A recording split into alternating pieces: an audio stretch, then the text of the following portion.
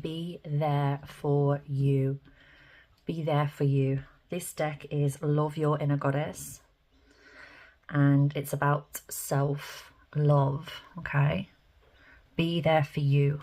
The time clock is 111 as we begin. It's time to let yourself off the hook. Don't interpret the behavior of other people or circumstances outside of your control to indicate something negative about you. Forgive yourself for anything that you feel you may have done wrong. You can learn from your choices more easily if you stop punishing yourself whenever you feel that you've made a mistake. Even the decisions that we regret can help us grow wiser when we swap judgment for compassion. Sometimes we can only learn what we need to know from what doesn't work out so well at the time. Forgive yourself, have your own back, and be good to yourself. Nobody is perfect. Nobody is perfect. But you at the moment, whoever's tuning in, Spirit wants you to know this. You've come such a long way,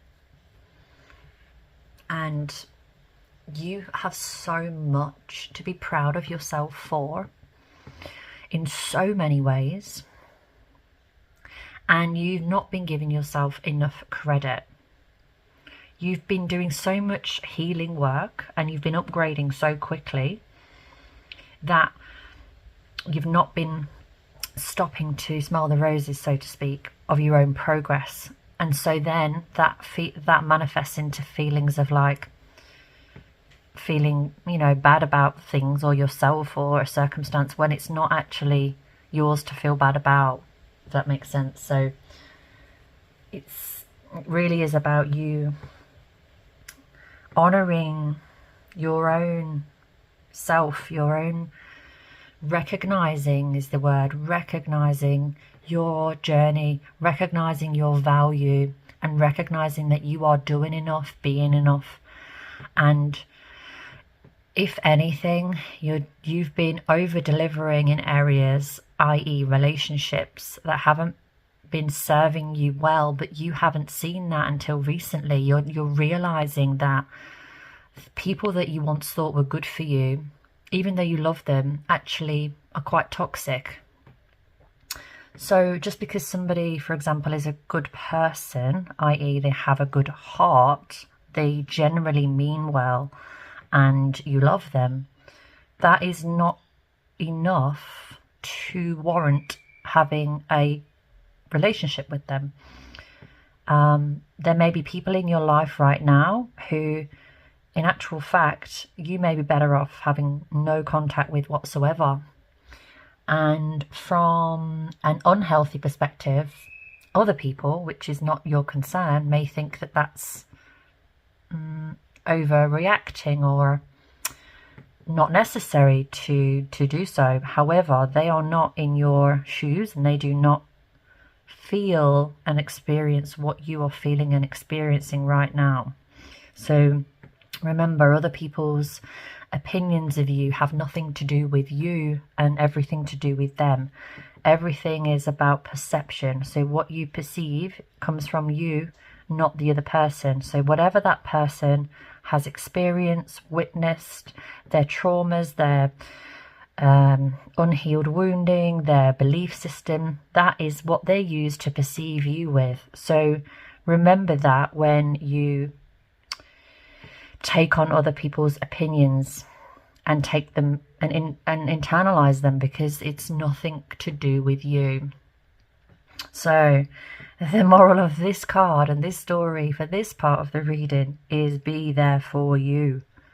Be there for you, because you've been through far too much and you've come way too far and you've grown. Spirit wants you to know that they see your growth more than you do, and whatever praise you're giving yourself, right, if any, triple it, quadruple it, 10 times it, because it's not an easy role being an empath in a unhealed world. It's not for the faint-hearted to be in a environment, like for example where you were born, in the family you were born into, that difficult upbringing that you had was because your soul chose that mission. So you wouldn't have chosen that mission as a soul if you were not a strong, wise soul. Okay? You would not have chosen that if you were not a strong, wise soul. Because your soul wouldn't have been able to handle it. So the universe, God, whatever word you want to use, doesn't give you something that you are not capable of handling. However, one point to remember is cycles will continue until we break them, until we realize, until we see it or them or whatever the situation for what it is, and we decide to end it, or we've healed that part that was wounded, or whatever it is. It's the end of that cycle. It's the end of that behavior. It's the end of that behavior. It's the end of that part of you that has outgrown that part. So right now, what I see for you is your relationships changing drastically. Your abundance is going to increase because of that. Not right away. It doesn't need to, and it's not supposed to. But gradually, consistently, you are now able. You are able to do this, and you know what that means. So this is the message coming through. You are able to do this. You are more able than you've ever been. This is actually a tree trunk, and it's very sturdy. Okay, this is a strong trunk. Look at the size of this trunk. It's also the hair, meaning growth. You are so much more able than you've ever been. You have gained so much wisdom through your journey to date. From everything you've been through, you've gathered all these tools, and you are ready for this next chapter, and it's very exciting. But remember, for newness to come in, oldness has to leave. Old ways, old behaviors, the old you needs to die. It's a death. It's a rebirth. You are not tolerating. You are not tolerating. Okay, this is a really strong message. You are no longer tolerating bullshit when it's not yours to deal with. It's not yours to carry.